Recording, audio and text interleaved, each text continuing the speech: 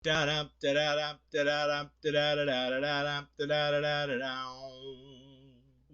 does that even mean, Bowers Game Corner? Ahoy there, YouTube! I'm back again today for another game review, and today I'm very excited to check it out live from Pack-O Game from Perplex. This is for 2 to 6 players, ages 12 plus. It'll take you about 20 minutes to play, and Lie is game number 6 in the Pack-O Game series, which are games that are about the size of a pack of gum. This one is a lot like Liar's Dice, but with teeny tiny cards. Is it good though? Does it translate? Let's open it up, and I'll tell you. Alrighty then, we're going to take a look at what you're going to get inside of Lie. First and foremost, we got our handy dandy rule sheet. It's very small, obviously fitting in the box, and it's very well done. It's got pictures, illustrations, examples, all the stuff you like to see. Also, there is a little how-to-play video that you can go to, which is very nice as well. Granted, I can teach you how to play the game right now. So in Lie, this is essentially Liar's Dice. It is a straight-up bluffing game in which you are going to be trying to tell your opponents how many of a number is at the table. That doesn't make much sense. I'll show you the game and how it's played, and it will make sense.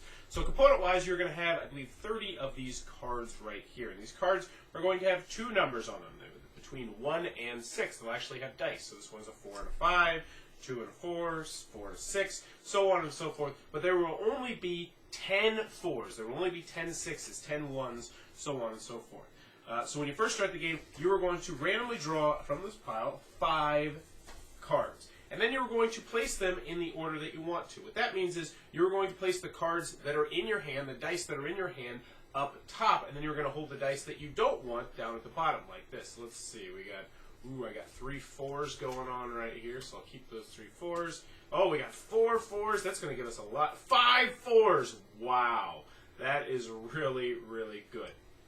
So let's go ahead and just make a hand for the other guys too, just to see what kind of fun stuff we got going on here. So he's got this hand, and then he's got, this guy's almost eliminated. He's got this hand, so we'll do a 3-player game. So this guy has 5, this guy has 5, and this guy has 3, because as you will see, you will lose some of your cards as you progress through the game.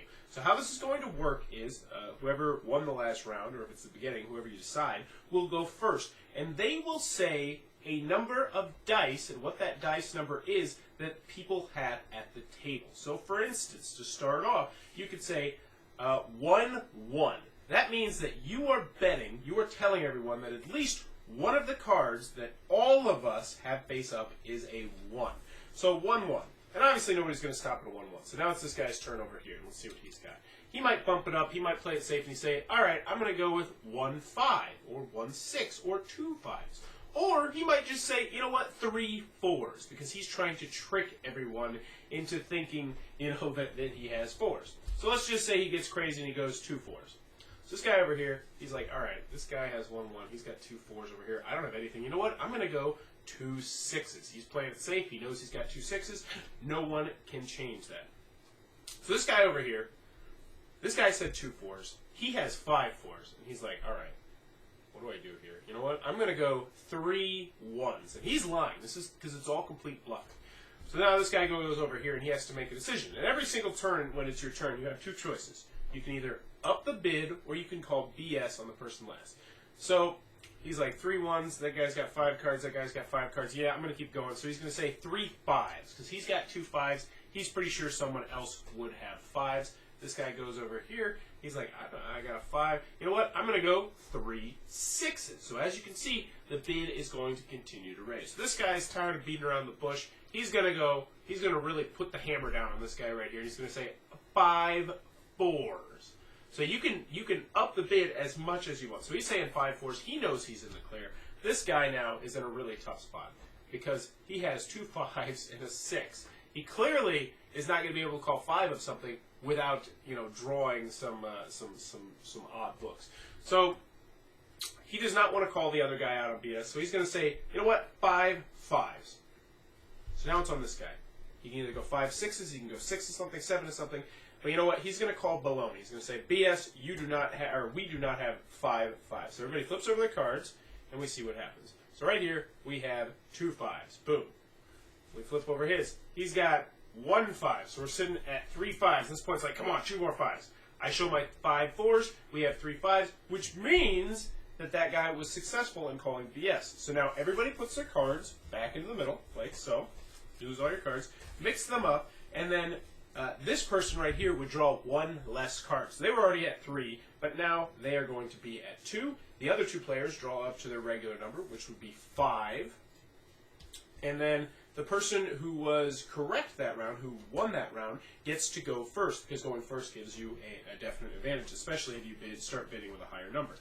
So at this point, everyone would realign their dice as they want to do it, and you would rinse, wash, and repeat until only one player is left in the game. Now, there is an advanced version of the game, so you might have noticed that the ones have little red dots on them instead of the black ones. That's because you can play with those as wilds. And when you play with wilds, I will say, I forgot to mention this in the pros and cons, it gets a little bit crazy. The numbers get super duper high, but that, in a nutshell, is how Lie is played.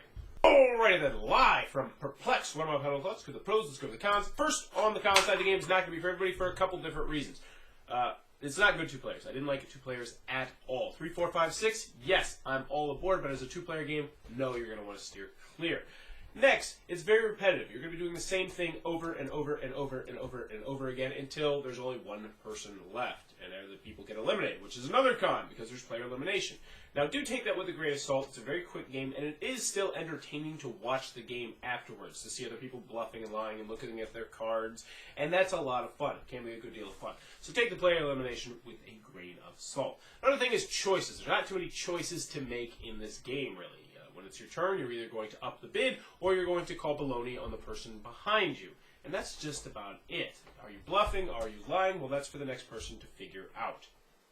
Any other cons I have with the game? Oh yeah, this is a pretty big one. If you are behind someone who's good at the game or gutsy at the game, you're going to have a lot more problems than other people will. What I mean by that is your typical round might go 1-4, 1-5, 2 2s, 2 3s, 5 5s. And then the person behind that person is just kind of like, oh, come on, are you kidding me? Because at that point, you have to either up the bid, which is going to be very difficult to do because you're most likely not going to know if you're correct or not, or you have to call BS on that other person, which means they are forcing you to make a decision. When you're forced to make decisions in this game, that is when you lose cards. Because essentially what happens is you have to either decide, and everyone else, aside from the 2 of you, is good. Like, all right, we're good. I'm not going to lose any cards this round. I'm pretty happy. But one of you is going to lose cards. So if you're behind one of those persons who ups the bid a lot by a substantial amount, you're going to be most likely in trouble.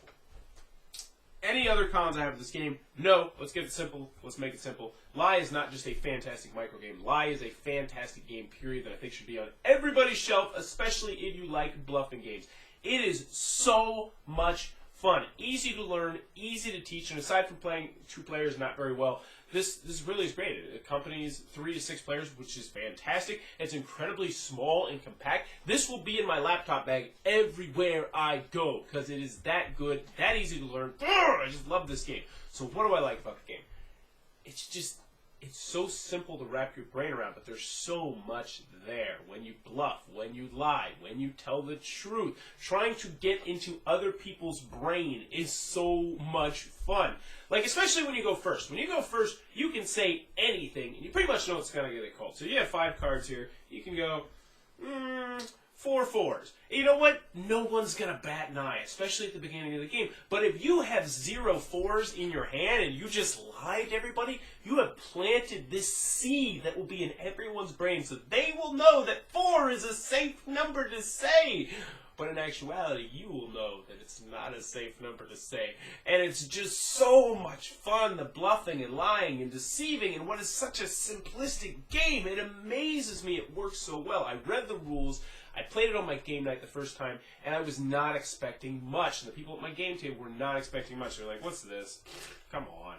And by the end of it, they loved it. They requested it. And I have a feeling this is going to be a game night staple at my table. Oh, is somebody running a little bit late? Let's bust out a game of Lie. And then when that person gets here, they'll be like, oh, man, you played Lie without me? That's how much we had fun with this game. Just works so well. Lots of different situations. I feel like this could be a great game at a bar or I'm not going to say pub because I'm American. Cards are nice, serviceable, just an outstanding game you need to check out. That is Lie from Perplex. One that if it wasn't for a weak 2-player game, I'd probably slap a Bowers Best Seal on this bad boy. Lie from Perplex, one you absolutely need to check out. That is game number 6 in the Pack-O Game series. If you enjoyed this review, please be sure to click on the subscribe button down below in the comments below. Let me know what was the last lie that you told, and who was it to?